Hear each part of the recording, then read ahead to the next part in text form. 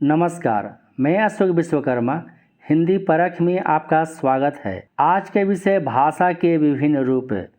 इस वीडियो में आप राजभाषा, राष्ट्रभाषा, संपर्क भाषा, संचार भाषा और रचनात्मक भाषा के बारे में पढ़ेंगे।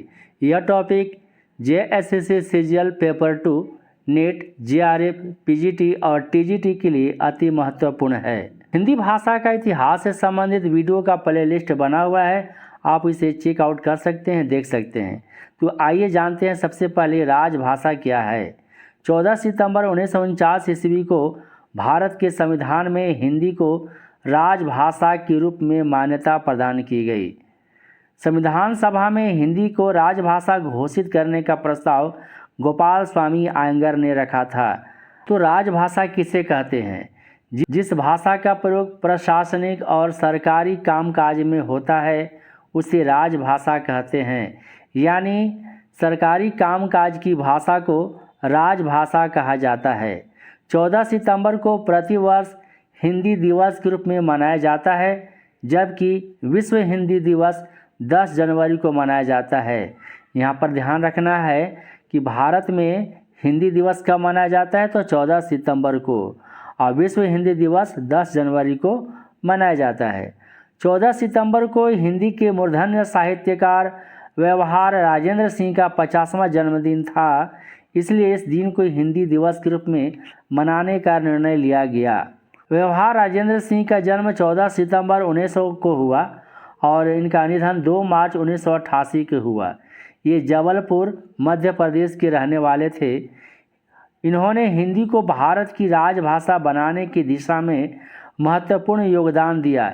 इसी कारण 14 सितंबर 1949 ईस्वी को हिंदी राजभाषा के रूप में स्वीकृत हुई। संविधान के भाग 17 के अनुच्छेद 43(1) के अनुसार संघ की राजभाषा हिंदी और लिपि देवनागरी होगी तथा भारतीय अंकों का अंतर्राष्ट्रीय स्वरूप 1, 2, 3, 4 जो देख रहे हैं इस प्रकार अपनाया जाएगा। संघ की राजभाषा हिंदी को 26 जनवरी 1950 ईस्वी को लागू किया गया, जब हमारा संविधान लागू हुआ था। संविधान के अनुच्छेद 343 से 351 तक राजभाषा के संबंध में चर्चा की गई है। राजभाषा की अवधारणा सर्वप्रथम 1949 ईस्वी में राजगोपालाचारी के द्वारा लाई गई। संविधान के अनुच्छेद 120 के अनुसार संसद का कार्य हिंदी में या अंग्रेजी में किया जाएगा। संविधान की धारा 344 खंड 1 के अनुसार तत्कालीन राष्ट्रपति डॉक्टर राजेंद्र प्रसाद ने 7 जून 1955 में बम्बई राज्य के तत्कालीन मुख्यमंत्री बाल गंगाधर खेर, जिन्हें बीजी खेर भी कहा जाता है, की अध्यक्षता में एक राजभाषा आयोग का गठन किया गया। बम्बई राज्य भारत का एक पूर्व राज्य था। इसे मई 1960 ईस्वी में विभाजित कर गुजरात और महाराष्ट्र बना दिया गया। 1 मई होगा 1960 ईस्वी को। हिंदी राजभाषा के विकास को बढ़ावा देने के लिए भारत सरकार की उच्च स्तरीय समितियां इस प्रकार हैं।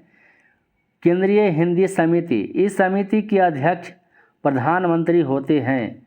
यह भारत सरकार द्वारा संचालित विभिन्न कार्यक्रमों और केंद्रीय मंत्रालयों के बीच समन्वय स्थापित करती है। इसके बाद है समन्वयन समिति। इस समिति की अध्यक्षता भारत का राजभाषा सचिव करता है। विभिन्न मंत्रालयों के संयुक्त सचिव इसके सदस्य होते हैं। इसके तहत भारत सरकार के सभी मंत्रालयों, विभागों, कार्यालयों में राजभाषा कार्यान्वयन समिति का गठन किया गया है, जो तकनीकी और विधि आदि के क्षेत्र में हिंदी की प्रगति का लेखा जोखा रखता है। गृह मंत्रालय के अधीन राजभाषा आयोग, राजभाषा सचिव की अध्यक्षता में गृह मंत्रालय के अधीन 1975 ईस्वी में राजभाषा विभाग की स्थापना की गई है। इस विभाग में एक केंद्रीय अनुवाद ब्यूरो की स्थापना की गई है। इस ब्यूरो का कार्य शासकीय साहित्य का प्रामाणिक अनुवाद उपलब्ध कराना है। केंद्रीय अनुवाद ब्यूरो का क्या कार्य है? शासकीय साहित्य का प्रामाणिक अनुवाद उपलब्ध कराना है। यह विभाग केंद्रीय कर्मचारियों को हिंदी का प्रशिक्षण, प्रचार प्रसार और कार्यान्वयन का कार्य करता है। प्रशिक्षण हेतु 3 पाठ्यक्रम बनाए गए हैं। पहला है प्रबोध, दूसरा है प्रवीण, तीसरा है प्राज्ञ। इन परीक्षाओं में पास करने वाले कर्मचारियों को पुरस्कार और वेतन वृद्धि की जाती है। शिक्षा मंत्रालय यानी मानव संसाधन विकास मंत्रालय, यह मंत्रालय हिंदी प्रचार प्रसार के लिए राज्य सरकारों को वित्तीय सहायता, हिंदी पुस्तकों का निःशुल्क वितरण, पुस्तक प्रदर्शनी, हिंदी शिक्षण जैसे कार्य करता है। इस मंत्रालय ने 1960 में केंद्रीय हिंदी निदेशालय, 1961 ईस्वी में वैज्ञानिक और तकनीकी शब्दावली आयोग तथा केंद्रीय हिंदी संस्थान आगरा की स्थापना की गई है। शिक्षा मंत्रालय के द्वारा क्या होता है? निःशुल्क पुस्तक वितरण होता है, पुस्तक प्रदर्शनी का आयोजन होता है, हिंदी शिक्षण जैसे कार्य किए जाते हैं और 1960 में केंद्रीय हिंदी निदेशालय की स्थापना की गई। 1961 ईस्वी में वैज्ञानिक और तकनीकी शब्दावली आयोग का गठन किया गया और केंद्रीय हिंदी संस्थान जो आगरा में है इसकी स्थापना की गई। संविधान की 8वीं अनुसूची में हिंदी के अतिरिक्त भारत की 22 मुख्य भाषाओं का उल्लेख किया गया है। राजभाषा अधिनियम 10 मई 1963 ईस्वी को पारित हुआ। इसके बाद जानते हैं राजभाषा नियम के अधीन राज्यों के 3 वर्गीकृत क्षेत्र हैं। क क्षेत्र के अंतर्गत हिमाचल प्रदेश, हरियाणा, दिल्ली, राजस्थान, उत्तर प्रदेश, उत्तराखंड, मध्य प्रदेश, छत्तीसगढ़, बिहार, झारखंड और अंडमान निकोबार द्वीप समूह आते हैं। इसमें इन राज्यों में पत्र व्यवहार जो होता है वह हिंदी भाषा में होता है और अगर कोई पत्र व्यवहार अंग्रेजी भाषा में करता है तो उसका अनुवाद हिंदी में देना होता है। दूसरा है पंजाब, ख क्षेत्र के अंतर्गत पंजाब, चंडीगढ़, गुजरात, महाराष्ट्र, दमन दीव और नागर हवेली आते हैं। इस ख क्षेत्र में क क्षेत्र के नियम के अतिरिक्त यदि कोई राज्य किसी अन्य भाषा में पत्र व्यवहार करना चाहे तो उसके साथ हिंदी अनुवाद भेजे जाएं।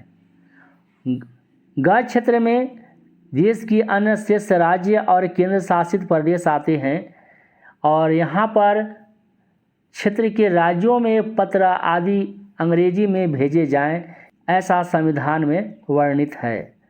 राजभाषा आयोग का कार्यकाल 10 वर्षों के लिए होता है। संसदीय राजभाषा समिति में लोक भाषा के 20 और राज्य भाषा के 10 सदस्य होते हैं। उत्तराखंड ने संस्कृत को राज्य की द्वितीय राजभाषा का दर्जा प्रदान किया है और उत्तराखंड की प्रथम राजभाषा हिंदी है। आंध्र प्रदेश और बिहार में उर्दू को द्वितीय राजभाषा घोषित किया गया है। मिजोरम और नागालैंड में राजभाषा अंग्रेजी है। नागालैंड की प्रथम राजभाषा अंग्रेजी है और मिजोरम की प्रथम राजभाषा मिजो है जिसे लुसाई कहा जाता है और मिजोरम की द्वितीय राजभाषा अंग्रेजी है। भारत के प्रथम राष्ट्र कवि मैथिली शरण गुप्त हैं। इसके बाद जानते हैं राष्ट्रभाषा। जो भाषा किसी देश में बहुसंख्यक आबादी के विचार विनिमय का माध्यम हो राष्ट्रभाषा कहलाती है। यह देश की आधिकारिक भाषा होती है और देश का प्रतिनिधित्व करती है। इसमें राष्ट्रभाषा में क्या बताया गया? किसी देश में बहुसंख्यक आबादी जिस भाषा में अपने विचारों का आदान प्रदान करते हैं वह राष्ट्रभाषा कहलाती है। इसका उदाहरण है ब्रिटेन, अमेरिका और कनाडा की राष्ट्रभाषा अंग्रेजी है। डेनमार्क की राष्ट्रभाषा डेनिश है। लेकिन भारत का दुर्भाग्य है कि भारत का कोई राष्ट्रभाषा नहीं है। संविधान में इसका उल्लेख नहीं है। महात्मा गांधी ने राष्ट्रभाषा को राष्ट्र की आत्मा की संज्ञा दी है। उन्होंने कहा कि राष्ट्रभाषा के बिना राष्ट्र गूंगा है। जॉर्ज ग्रियर्सन के शब्दों में हिंदी आम बोलचाल की महाभाषा है। फोर्ट विलियम कॉलेज कलकत्ता में हिंदुस्तानी विभाग खोलकर हिंदी सिखाने की व्यवस्था की गई। फोर्ट विलियम कॉलेज के हिंदुस्तानी विभाग के अध्यक्ष जॉन गिलक्राइस्ट थे। 1927 ईस्वी में सी राजगोपालाचारी ने दक्षिण भारतीयों को हिंदी सीखने की सलाह दी थी। इसके बाद जानते हैं संपर्क भाषा क्या है। दो भिन्न भाषाएं बोलने वाले या अलग अलग राज्यों के निवासी एक दूसरे की भाषा नहीं जानते तो आपस में बातचीत करने के लिए जिस भाषा का प्रयोग करते हैं उसे संपर्क भाषा कहते हैं। वैसे आमतौर पर संपर्क भाषा के रूप में हिंदी का ही प्रयोग किया जाता है। रोजगार की तलाश में या पर्यटन, बिजनेस, यातायात, शिक्षा के उद्देश्य से बहुत से भारतीय अन्य राज्यों में प्रवास करते हैं और एक दूसरे से संपर्क करने के लिए हिंदी भाषा का ही प्रयोग करते हैं। संपर्क भाषा के रूप में हिंदी का प्रमुखता से प्रयोग किया जा रहा है।